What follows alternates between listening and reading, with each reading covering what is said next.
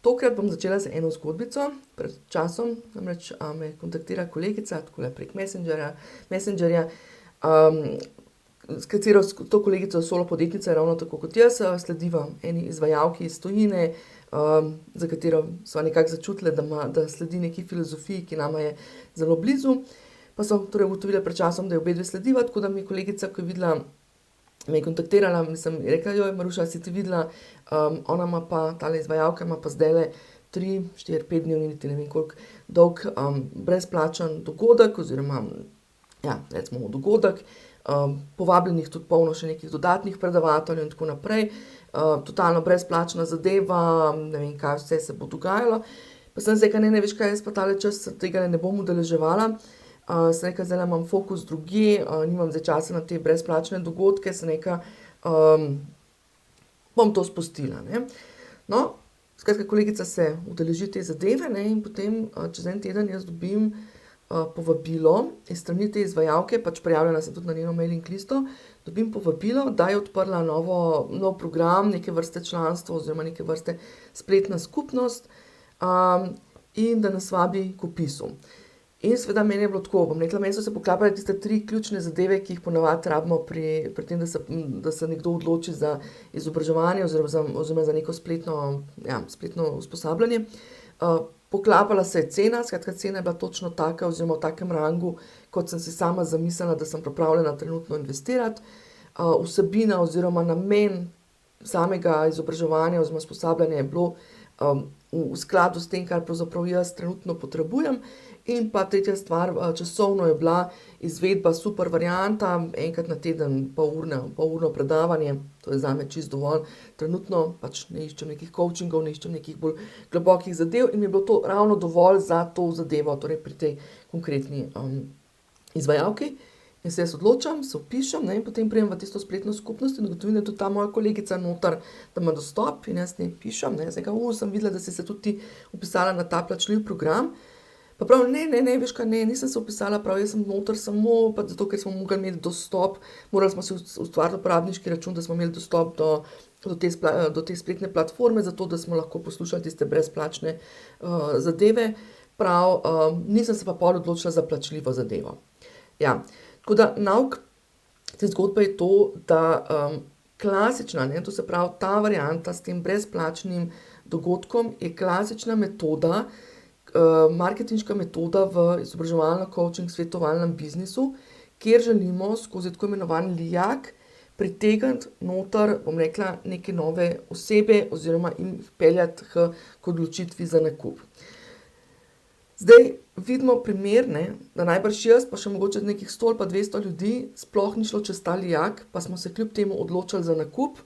Po drugi strani je šlo pa mogoče 1000 ljudi čez ta lijak, pa se jih je 100 odločili za nakup. Zdaj karikiram, številke niti niso pomembne, gre predvsem za to, da želim v tokratnem e-predavanju oziroma temle razmišljanju na glas z vami podeliti en majčkeno drugačen način razmišljanja, majčkeno drugačen pristop v ta, spletni marketinško-prodajni, pristop v, bom rekla, izobraževalno-coaching branži.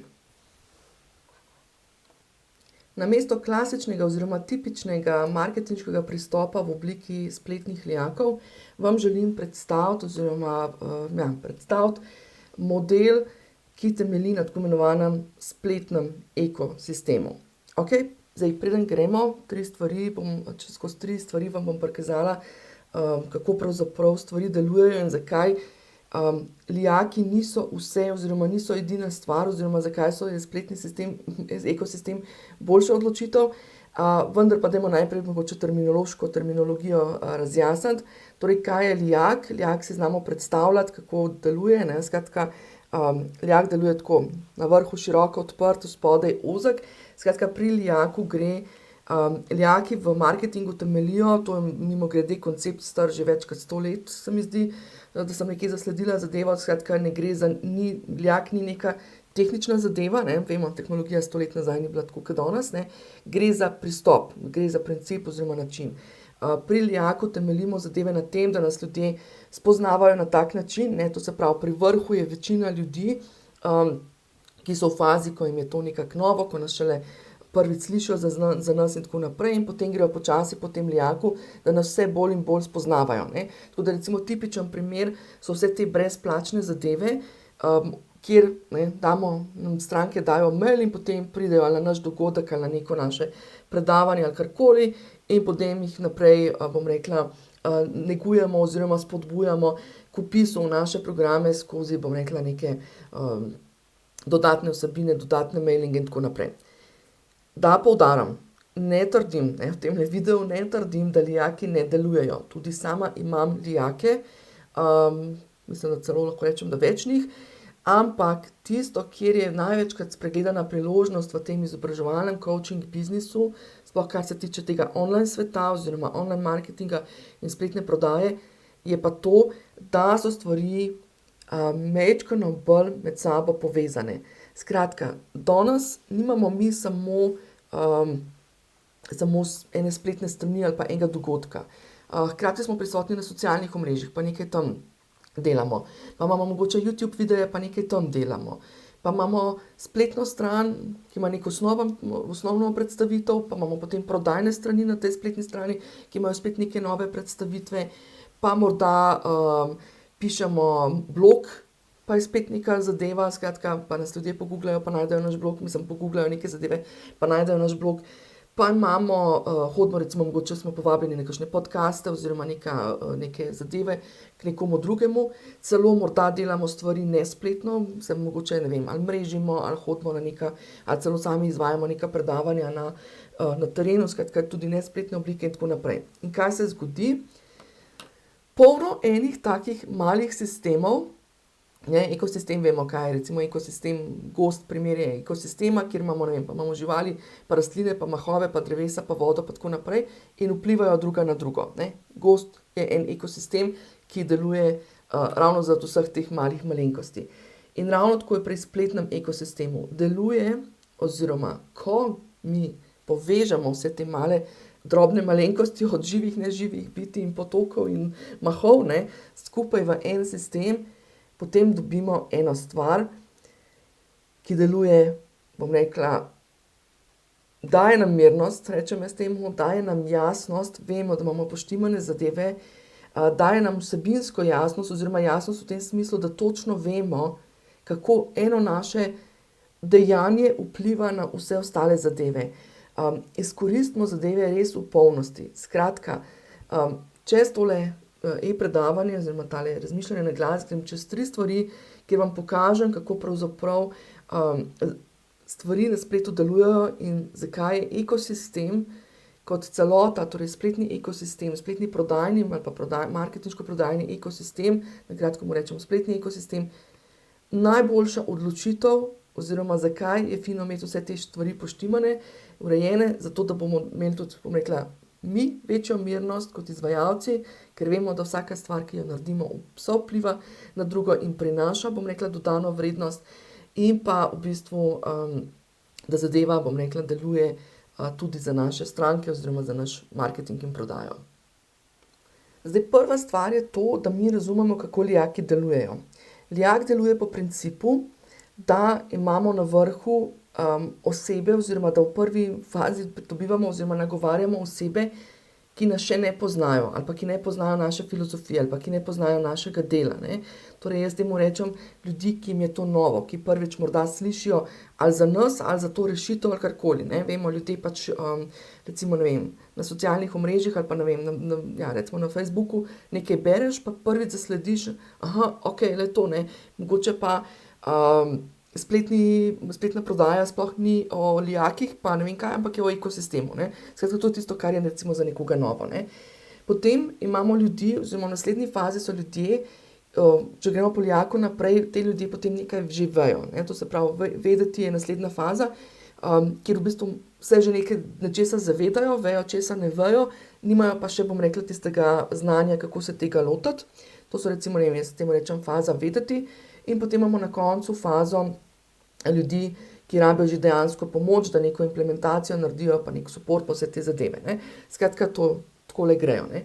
Zdaj pa, kje je hakeljc? Hakeljc je v tem, da niso vsi ljudje nujno na fazi novo, ne, na fazi, da prvič nekaj slišijo. So ljudje, ki so že na neki stopni znanja, na neki stopni zavedanja, na neki stopni zavesti, da imajo že ozaveščeno, česa oni vejo, da ne vejo, oziroma da že, čutijo ono varianto, da je nekaj več, ne. Skratka, mi se pa pri lijakih dostikrat osredotočamo na eno, tisto, samo na tiste vrh lijaka, na tisto, da nas ljudje spoznajo, da prvič slišijo nekaj in tako naprej. Tako da pri ekosistemu, skratka pri lijakih smo vedno osredotočeni samo na tisto, oziroma predvsem osredotočeni na to, da jih povabimo v naš krog, zato da nas začnejo spoznavati, da začnejo sploh razumevati in tako naprej, kaj ponujamo in kakšna je naša rešitev. Medtem ko pri ekosistemu mi pravzaprav ljudi nagovarjamo ne glede na to, kje v kateri fazi so. Skratka, v ekosistemu nas ljudje, v spletnem ekosistemu nas ljudje najdejo, tudi če mogoče neka zadeva ni nujno za njih prvič, in tudi marsikdo se ne odloči, tako kot sem povedala ono svojo zgodbo, nisem šla čez proces spoznavanja osnov, ker sem že razumela, zakaj gre in kaj jaz točno iščem, in sem rabila samo še neko, ta pravo ponudbo, zato da se odločim in grem v to zadevo. Okay? Tako da, evo, to je bila ta prva zadeva.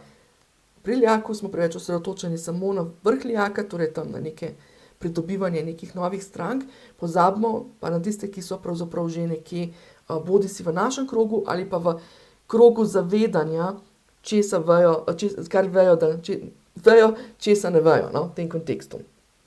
Okay. Pa druga zadeva. Ljudje nas poslušajo na različnih kanalih, poslušajo ali pa berejo in tako naprej, ne.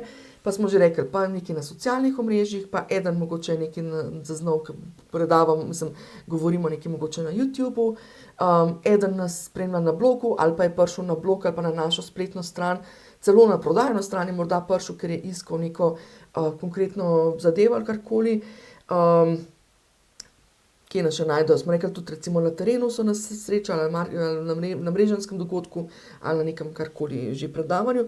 Skratka, ne prihajajo ljudje vsi skozi vrh tega lijaka, ne. Niso vsi ne prihajajo skozi brezplačne zadeve. Kolikrat imam jaz ljudi, ki pridejo do mene v fazi, ker so me, pogooglali, pa so našli recimo, na spletni strani, da nekaj prodajam, pa pridejo do mene z neko čisto svojo x vprašanjem ali pa karkoli, ne, in potem gremo naprej, ne.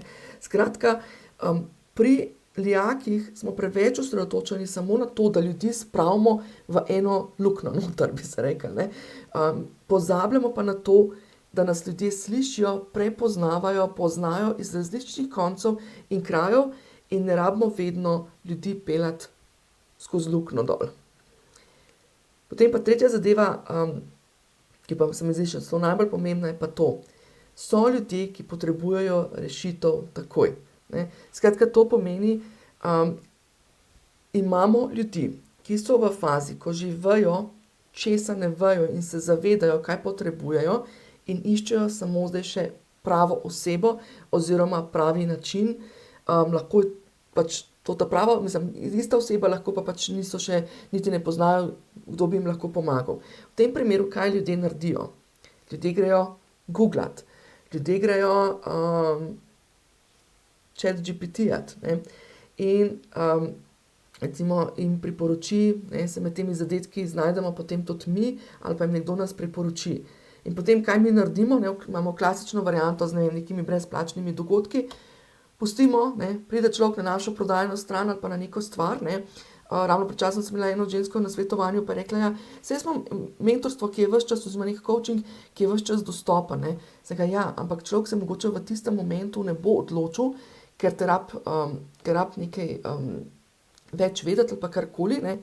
In potem mu ti ponudiš kaj, da bo zdaj čakal 3 mesece, zato da imaš ti naslednjič neko brezplačno zadevo oziroma nek brezplačen dogodek, ne.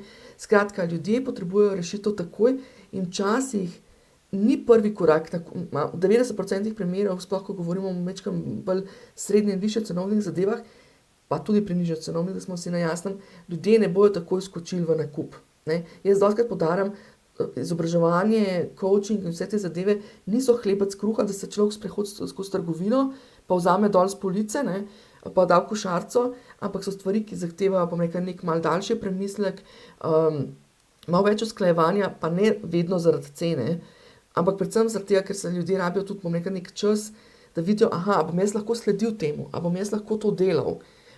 Rabijo mogoče nek premislek, a je to ta prava oseba, a so njene vrednote pa njena filozofija usklajena z mano, ne.